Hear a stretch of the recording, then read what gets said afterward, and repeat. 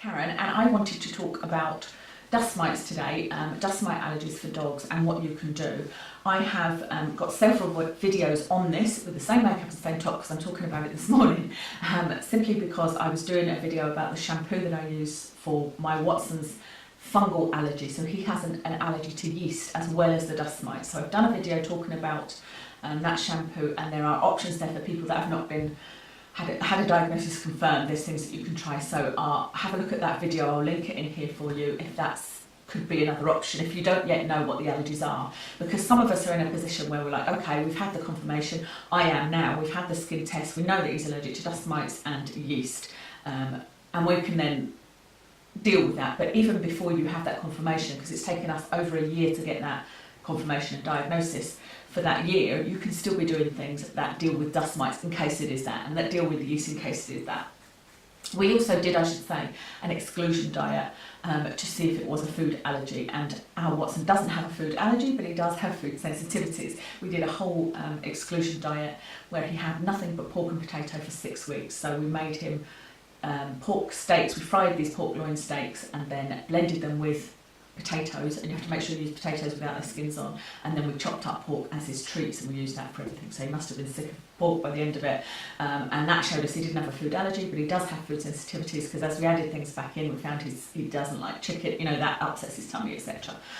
Anyway, dust allergies. I have learned so many things about dust allergies that I think will hopefully be useful for you. The first thing is that dust covers for your bed are not as expensive as you might think, and John Lewis is where I got mine, so I wanted to let people know about that, because I think you can get them from Argos and you can get them from other places, but actually when I looked, hopefully it's still the same now, John Lewis were the cheapest place to buy them. I think it was something like £7 per pillowcase cover, and maybe £12 for the mattress cover, and £12 for the duvet cover, something like that. I remember the total was between £30 and £50 to cover 6 pillows, because there's a couple of pillows we use for him, the duvet and the mattress. The biggest place that dust mites live is in the bedroom, which is why at first our vet recommended that he doesn't stay in the bedroom. Watson doesn't stay in the bedroom because we have carpets as well, unfortunately.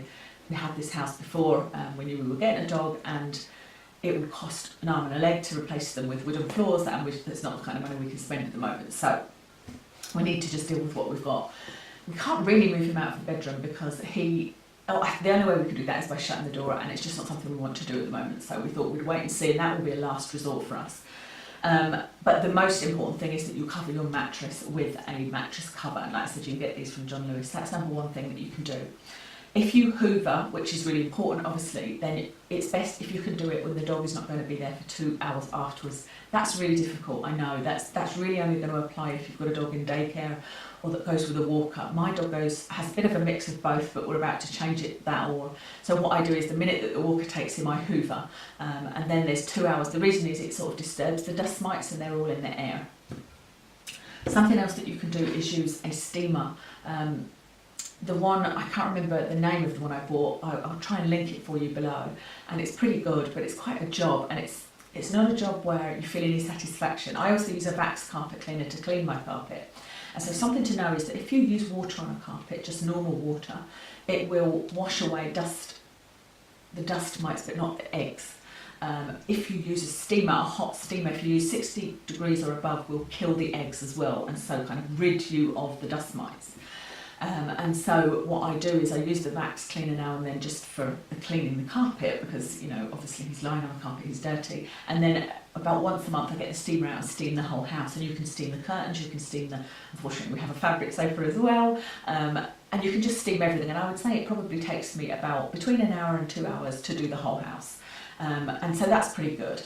Their beds, the dog beds, make sure when you buy dog beds that they are ones you can wash, because that's a big problem if you can't wash them. So we've been through a couple of beds actually where we've bought them, they've said they're washable, but they're not. We bought one that was a waterproof one, but that doesn't mean it won't get dust mites and that the dust mites won't come through, and we washed it and it just split, so that one wasn't very good. So we've ended up with some beds that we can just put in a washing machine, and we've got quite a big washing machine now. We've had to change the washing machine, and thankfully, but our other one broke, so we bought a bigger capacity washing machine so I can wash the beds. But again, if you want to completely get rid of the dust mites and eggs, so the dust mites don't come back as quickly, you need to be washing it at 60 degrees or above, and a lot of beds will say 40 degrees.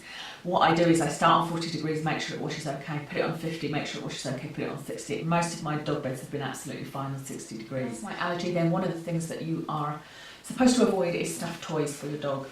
That's a big issue for us, simply because Watson he's not toy motivated, and the toys that he loves are stuffed toys and he loves to destroy them. We're hoping that he grows out of that, because we're not stopping him destroying the toys at the moment, simply because he's not toy motivated, he's other dog motivated, and we have a whole host of other issues with him, which is he's high energy. I don't know what to do with him half the time. He's constantly awake, he doesn't sleep very much, he gets 4 walks a day and he's still not tired, you know, that kind of thing.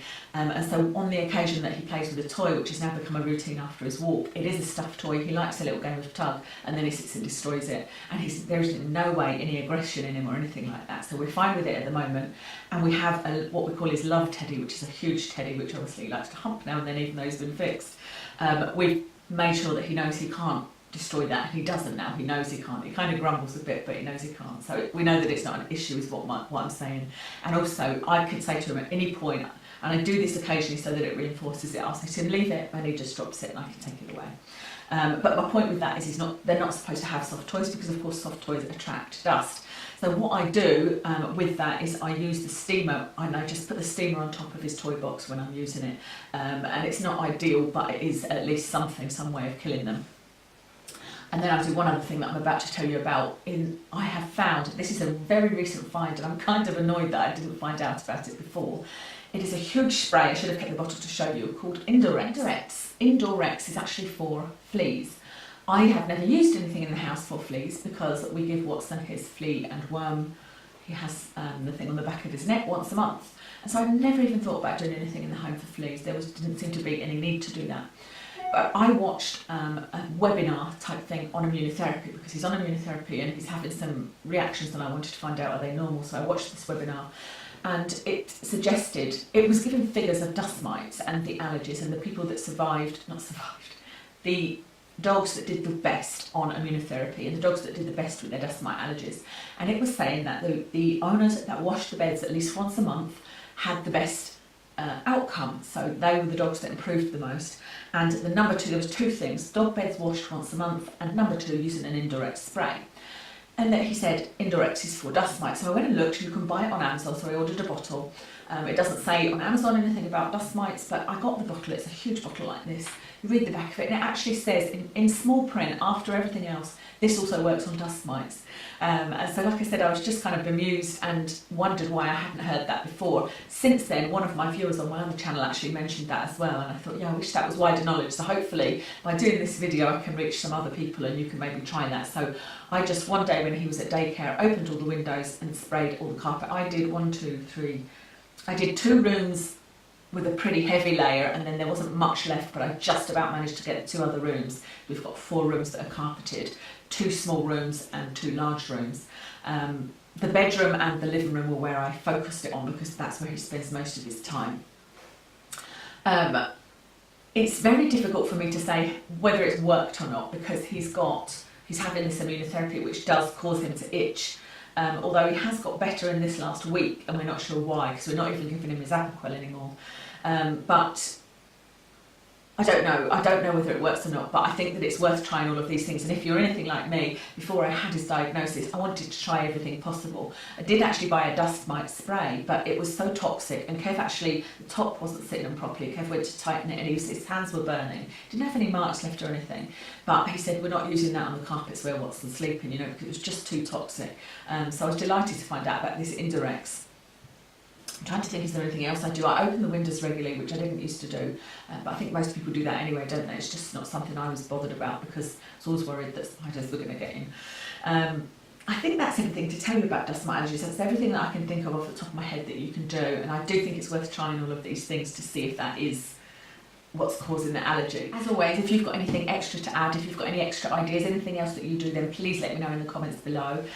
We are certainly intending at some point to replace the sofa with a leather sofa and to replace the floors with wooden floors, but it's not going to happen quickly, so happy to hear any other advices, and if you've got any questions, of course, put them in the comments below.